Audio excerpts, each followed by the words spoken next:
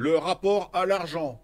J'ai déjà eu, j'ai déjà eu la réflexion que si tu avais de l'argent, ça te rattachait à la matière.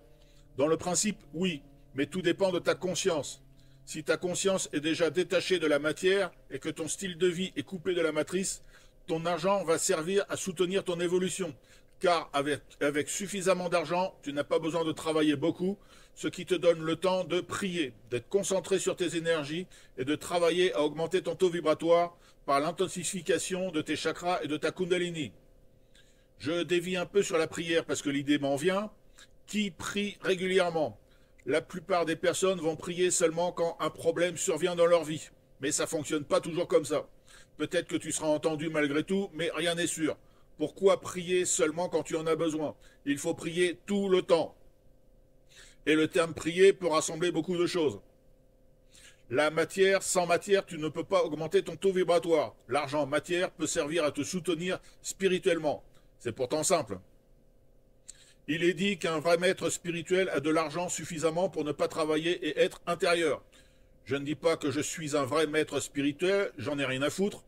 C'est juste pour dire que si tu veux dépasser les limites énergétiques en étant dans un état de méditation constante, il te faut de l'argent pour te permettre de ne pas travailler ou en tout cas beaucoup moins. Pour une vie spirituelle saine, il faut que tu t'occupes de gérer tous les aspects de ta vie. Et bien entendu, l'argent en fait partie. Si tu es incomplet énergétiquement, ton évolution risque d'être bloquée. Si on me fait un don d'une forte somme, je serais stupide de refuser. Alors bien sûr, ce principe ne s'applique pas à tout le monde. Des personnes seront prêtes énergétiquement pour que tout passe d'un seul coup dans une transcendance fantastique. C'est déjà arrivé, donc ça peut se refaire avec d'autres. Je fais cet article parce que j'ai aidé une personne avec des problématiques de vie. Si je peux aider, j'aide gratuitement et je ne compte pas mon temps. Cette personne, au final, me dit qu'elle a lu une partie de mon livre. Déjà, lire une seule partie du livre ne permet pas de comprendre l'ensemble. Et ensuite, elle m'engueule presque en me disant « Tu te contredis.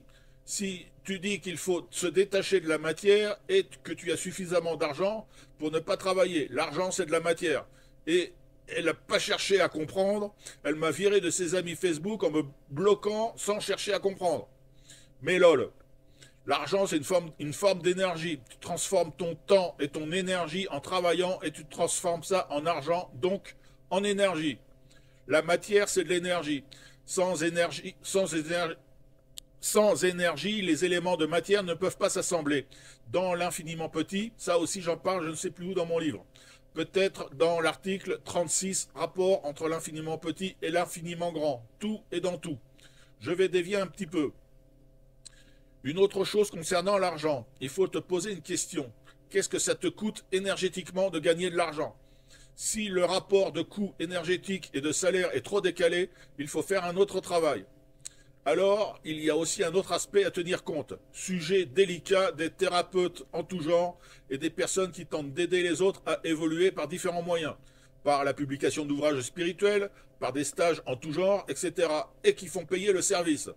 Sujet délicat car quand je parle à des personnes qui font payer pour un service énergétique, on me dit qu'il faut bien vivre. Il faut bien payer le loyer et manger. Toujours les mêmes histoires. Personnellement, j'ai une autre vision des choses. Pour tout service énergétique, ça doit être gratuit. Alors, comment faire gratuit si c'est ton seul travail? Il te faut un travail dans la société à côté et offrir gratuitement les services énergétiques. Organise ta vie pour avoir des sous, pour vivre bien, pour ne pas devoir faire payer tes services énergétiques. Il faut que tu comprennes quelque chose. Si tu fais payer un service énergétique, peu importe lequel, tu te rattaches à la matrice. Et comme chacun le sait, j'imagine, la matrice fait tout pour que les âmes ne puissent pas évoluer d'un iota. Donc, en te rattachant à la matrice, tu entretiens la matrice et énergétiquement, tu ne pourras pas passer les étapes énergétiques pour ta propre évolution. Tu seras bloqué, parce que c'est la matrice qui te bloque. Celui qui fait payer un service énergétique est dans l'erreur. Il n'a pas tout compris de l'énergétique. L'énergie que l'on reçoit, soit en canal, soit par différents moyens, est gratuite. Et toi, tu l'as fait payer et tu trouves ça normal? Pas moi. C'est un non-sens. Alors après, les arnaqueurs dans le domaine de de la spiritualité et des soins au sens large sont nombreux. Ils s'engouffrent sur une demande pour faire du fric. J'en parle dans l'article 39, thérapeute ou thérapeute, comment les distinguer. Et aussi dans l'article 40, gratuit, mais ici j'en ai rajouté une couche.